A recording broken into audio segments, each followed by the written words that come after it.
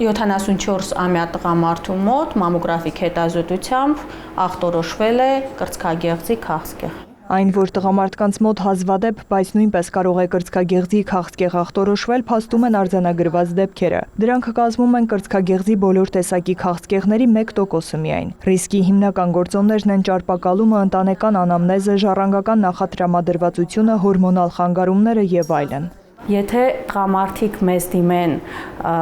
որևէ գոյացություն կամ կոշտություն շոշափելուց անմիջապես հետո,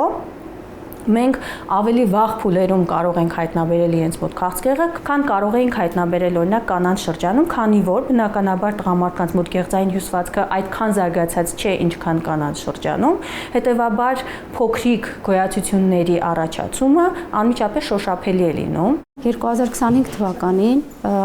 մենք Հայաստանի Հանրապետությունում հայտնաբերել ենք 48 կրծքագեղձի քաղցկեղ տղամարդկանց մոտ։ Իհարկե ի համեմատ կանանց տեսնում ենք ինչ մեծ տարբերություն է, բայց պետք չէ դա բացառել։ Կլինիկական դրսևորումները հիմնականում նույնն են, ինչ կանանց կրծքագեղձի քաղցկեղի դեպքում։ Պետք է ուշադիր լինել մաշկի փոփոխություններին, ասում է մասնագետը։ Որովհետև մաշկը կարող է այտուցված լինի, մաշկը կարող է կարմրած լինի, կարող է պտուկի փոփոխություններ լինեն, որը պտուկից արտադրություն կարող է լինել, եւ այդ ամենը պետք չէ թողնել եւ ասել ոչինչ կանցնի, ինձ մոտ այդպիսի բան չի կարող լինել, ոչ կարող է լինել։ Գոյություն ունի բժշկական տերմինոլոգիայով ասված, այսպես կոչված գինեկոմաստիա հասկացողությունը, որը տղամարդկանց կրծքագեղձի գերաճն է, առաջանում է տարիքի հետ, նույն հորմոնալ դիսբալանսի հետևանքով կամ դեղերի չարաշահումից եւ նույնպես շոշափելի է կոշտուկի ձևով, ինչը նշեցինք նաև քաղցկեղի դեպքում։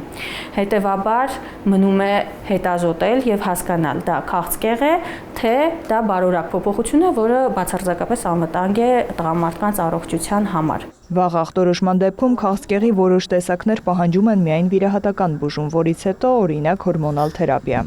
Եթե ուռուցքի չափը մեծ է, արդեն իսկ պահանջում է ոնց որ կանանց մոտ իր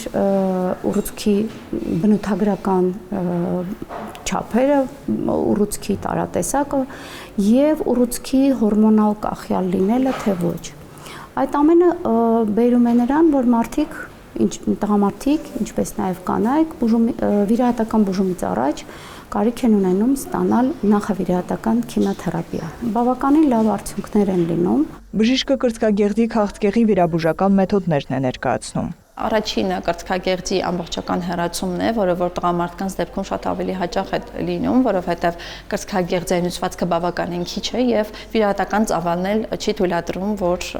ավելի փոքրածավալ վիրահատություն իրականացվի, եւ լինում են դեպքեր, երբ որ հարակի շրջակա հյուսվածքների ներաճ չունեն եւ հնարավոր է ինչու ոչ ենթամաշկային մաստեկտոմիա անել, այսինքն մաշկի տակից հեռացնել ախտահարված գեղձային հյուսվածքը եւ կրծքագեղձի արտաքին տեսքը պահպանել։ Բժիշկների հորդորն է տղամարդկանց կրծքագեղձում կոշտություն նկատելու դեպքում չվախենալ, դիմել բժշկի, անցնել անհրաժեշտ հետազոտություններն ու բուժումը։